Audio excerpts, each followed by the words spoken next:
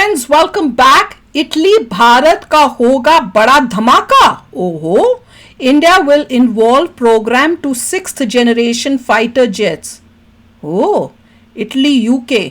ओ, ऐसा लग रहा है इटली यूके इंडिया मिलकर 6th जनरेशन फाइटर जेट्स पे मिलकर काम करेंगे। चलो देखें, वीडियो शुरू करते हैं। वीडियो शुरू करने से पहले अगर आप चैनल पर नए हो और आपने अभी तक सब्सक्राइब नहीं किया तो जल्दी से पहले सब्सक्राइब के बटन और बेल आइकन को क्लिक कर लो ताकि आपको हमारे सारे न्यू वीडियोस के नोटिफिकेशन मिल जाएं जैसे हम अपलोड करें। अगर आपको वीडियो पसंद आता है प्लीज लाइक एंड शेयर। चलिए शुरू करते हैं। और दूसरे 2 चैनल्स उनको भी सब्सक्राइब कर लेना, लिंक से डिस्क्रिप्शन बॉक्स में, वहां पे भी आपके रिक्वेस्टेड वीडियोस आ रहे हैं। तो अब भारत के लिए इटली और यूके ने मिलकर एक ऐसा दरवाजा खोल दिया है जिस तरीके का दरवाजा आज तक इतिहास में किसी भी देश ने भारत के लिए नहीं खोला है। दरअसल हाल ही में खबर निकल कर आ रही है कि इटली और यूके ने अपने 6th जनरेशन वाले फाइटर जेट प्रोग्राम के डेवलपमेंट में भारत को इनवाइट किया है। और रिपोर्ट की माने तो भारत को 6th जनरेशन वाले फाइटर जेट के डेवलपमेंट प्रोग्राम में शामिल करने का जो न्योता है वह इटली की तरफ से मिला है। और कमाल की बात यह है कि जिसकी उम्मीद भारत को कोई देश नहीं देना चाहता, उसकी उम्मीद इटली और यूके ने भारत को ऑलरेडी दे दिया है। हम बात कर रहे हैं टेक्नोलॉजी ट्रांसफर की, और यहाँ पर full of the development technology Bharat को रीजन क्या है कि वो इंडिया को चाहते हैं, उनको क्या फायदा है? इम्पोर्टेंट इसलिए बन जाती है क्योंकि भारत को इटली और यूके की तरफ से यह ऑफर ऐसे समय पर दिया जा रहा है जब हाल ही में चीन ने अपने 6th जनरेशन वाले फाइटर जेट को उड़ाकर भारत और अमेरिका जैसे देश को चौंका कर रख दिया। पूरी डेवलपमेंट क्या है इस वीडियो में समझते हैं, लेकिन आगे बढ़ने से पहले भारत को एक ऐसा यूनिक ऑफर मिल चुका है जिसे आज तक किसी भी देश ने नहीं दिया है। उसके लिए वीडियो को लाइक करके चैनल को सब्सक्राइब जरूर कर लीजिए, क्योंकि यह आपके लिए तो 1 सेकंड का काम है लेकिन इससे हमारी काफी बड़ी मदद होती है। देखिए, आज के समय में भारत डिफेंस हथियारों के डेवलपमेंट के मामले में काफी हद तक आत्मनिर्भर हो गया है, क्योंकि भारत की DRDO, हिंदुस्तान एरोनॉटिक्स लिमिटेड और कल्याणी ग्रुप के साथ साथ बाकी की कई सारी नई और पुरानी प्राइवेट सेक्टर की कंपनियों ने डिफेंस हथियारों के डेवलपमेंट और उसकी मैन्युफैक्चरिंग के मामले में तहलका मचा कर रख दिया है।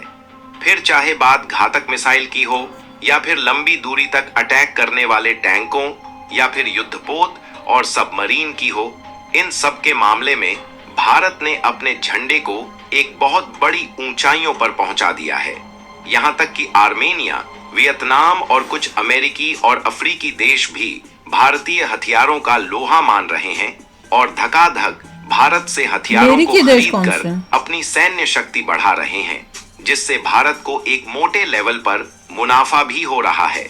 लेकिन जब बात हवाई शक्ति की हो तो इस मामले में भारत थोड़ा कमजोर होता हुआ दिखाई दे रहा है।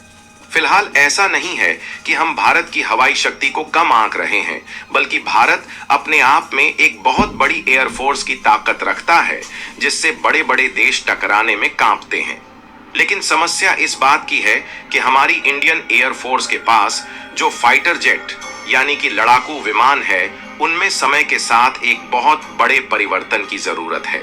और भारत खुद परिवर्तन करने की शुरुआत कर चुका है, लेकिन भारत इस परिवर्तन को पूरी तरह से आत्मनिर्भरता के साथ करना चाहता है, ताकि हम जो नए फाइटर जेट बनाएं उसकी टेक्नोलॉजी हमारे पास हो और जरूरत पड़ने पर किसी देश के सामने मदद की भीख मांगने के लिए हाथ न फैलाना पड़े, जो फिलहाल में भारत के लिए काफी ज्यादा मुसीबतें खड़ी कर रहा है। क्योंकि आप सभी को मालूम होगा कि AMCA प्रोजेक्ट के तहत LCA तेजस के 4.5 जनरेशन वाले नए वेरिएंट के मैन्युफैक्चरिंग का काम हिंदुस्तान एरोनॉटिक्स लिमिटेड कर रही है, लेकिन अमेरिकी कंपनी इंजन की सप्लाई में देरी करके बीच में एक नई दीवार बन रही है। फिलहाल अब भारत के दरवाजे पर चलकर ऐसा ऑफर सामने आ चुका है जिसको अगर भारत एक्सेप्ट कर ले तो 5वीं पीढ़ी वाले फाइटर जेट की तो बात छोड़िए, हम लोग 6वीं पीढ़ी के फाइटर जेट को डेवलप करने लगेंगे। दरअसल खबर निकल कर आ रही है कि हाल ही में यूके और इटली ने भारत को अपने 6th जनरेशन वाले फाइटर जेट के डेवलपमेंट प्रोग्राम में शामिल होने के लिए इनविटेशन भेजा है। असल में देखा जाए तो इटली, यूके और जापान, यह तीनों देश मिलकर GCAP यानी कि ग्लोबल कॉम्बैट एयरक्राफ्ट प्रोग्राम के तहत 6th जनरेशन वाले दुनिया के सबसे उन्नत लड़ाकू विमान बनाने की शुरुआत कर रहे हैं, जो कि दुश्मन के रडार से छिप सके और बेहद तेज गति से उड़ान भर शुरुआत हो रही है। चाइना बना के भी प्रोग्राम में यह तीनों देश भारत को भी शामिल करना चाहते हैं, ताकि 6th जनरेशन वाले फाइटर जेट भारत के पास भी रहे। और भारत को इस प्रोग्राम में शामिल करने का न्योता भेजने की खबर ने न सिर्फ भारत के दुश्मन देशों की खटियां खड़ी किया है, बल्कि अमेरिकी कंपनी को भी इससे बहुत बड़ा झटका लग सकता है, जो कि भारत को इंजन देने में एक के बाद एक नए बहाने बना रही है। ऐसा इसलिए क्योंकि जिस प्रोग्राम में भारत को शामिल करने की बात हो रही है, इसकी शुरुआत साल 2022 में ब्रिटेन की जानी मानी कंपनी BAE सिस्टम्स और इटली की लियोनार्डो ने मिलकर किया था, और उसके बाद जापान की मित्सुबिशी को भी शामिल कर लिया गया, और तब से लेकर अभी तक यही तीनों देश इस प्रोग्राम का हिस्सा बनी हुई है। वैसे तो इस प्रोग्राम में जो कंपनियां शामिल है वह अपने आप में वर्ल्ड क्लास की कंपनीज हैं, और इन तीनों देशों की अलग अलग कंपनियों ने मिलकर इस प्रोजेक्ट पर काम करने का डिसीजन इसलिए लिया क्योंकि इनका मानना था कि हमें नेक्स्ट जनरेशन वाला सबसे अलग फाइटर जेट डेवलप करना है, और इस तरीके से अगर तीनों कंपनी मिलकर काम करेंगी तो आपस में टेक्नोलॉजी तो शेयर होगी ही, साथ ही जो ओवरऑल इन्वेस्टमेंट होगी वह तीनों देशों में बढ़ जाएगी।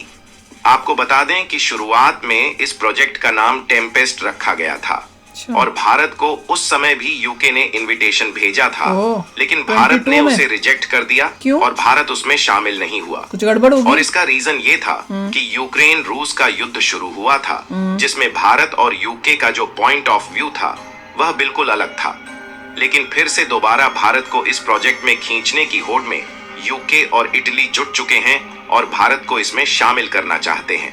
लेकिन अब सवाल खड़ा होता है कि भारत को इसमें यह लोग शामिल क्यों करना चाहते हैं, और भारत को इसमें शामिल होना भी चाहिए फायदा क्या उनको?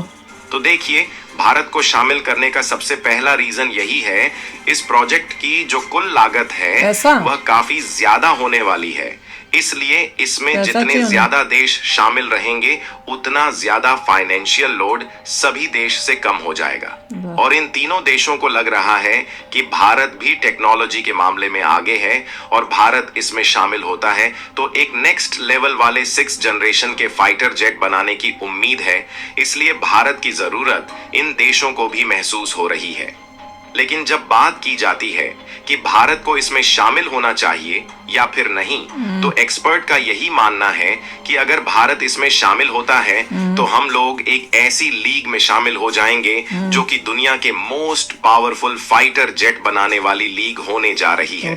और दूसरा फायदा ये होगा कि हम लोग जो एमका प्रोजेक्ट के तहत विमान बना रहे हैं उसको भी एक तेजी के साथ बूस्ट मिलेगा, और जो नई टेक्नोलॉजी की जरूरत होगी वह भी हमें मिल पाएगी। और कमाल की बात यह है कि यूके ने इस बात को पहले ही साफ कर दिया है कि भारत को सभी टेक्नोलॉजी ट्रांसफर होगी, और साथ ही इसका एक्सपोर्ट लाइसेंस भी मिलेगा, यानी कि जिस देश में चाहे उस देश में हम इस फाइटर जेट को भविष्य में बेच पाएंगे। बहुत ही अच्छी डील होगी। और आप सभी जानते हैं कि भारत को इसमें शामिल होना जरूरी इसलिए हो चुका है क्योंकि हाल ही में चीन ने बिना पूंछ वाले जो 6th जनरेशन का फाइटर अनवील किया है, उसे देखकर डिफेंस एक्सपर्ट भी चौंक गए हैं। हमारे पास राफेल, सुखोई, MiG-29 और तेजस जैसे फाइटर जेट हैं, लेकिन इसमें हमारी कई कमजोरियां भी हैं, जैसे कि MiG-21 जो कि 1963 में आया था और आज भी ऐसे उड़ता है कि मानो 60 की उम्र में मैराथन जीतने की तैयारी कर रहा हो। कुल मिलाकर भारत फाइटर जेट पर काम कर रहा है, और तेजस जैसे स्वदेशी जेट्स जो तैयार हो रहे हैं, इसकी स्पीड थोड़ा धीमी है और हमें इसे ही बढ़ाना पड़ेगा। ऐसे में अगर 6th जनरेशन वाले प्रोग्राम में हम शामिल हो जाते हैं तो हमारे लिए किसी वरदान से कम नहीं होगा। मुझे तो इस अभी तक की न्यूज़ जो सुन रही हूँ उसमें कुछ नुकसान तो दिख नहीं रहा। अगर पूरी टेक्नोलॉजी ट्रांसफ़र हो रही है और उसके बाद आप बेच भी सकते हो, जितने मर्जी बना भी सकते हो, किसी और को भी बेच सकते हो, तो ये तो सोना ही सोना है, चांदी भी नहीं, सोना ही सोना है। तो डील तो एक्सेप्ट कर लेनी चाहिए। और ऐसे लग रहा है 22 में शायद ये पहले ऑफर इंडिया को आया था, पर इंडिया ने ही मना किया है। मेन रीजन क्या था मना करने का, मुझे वो पता करना है।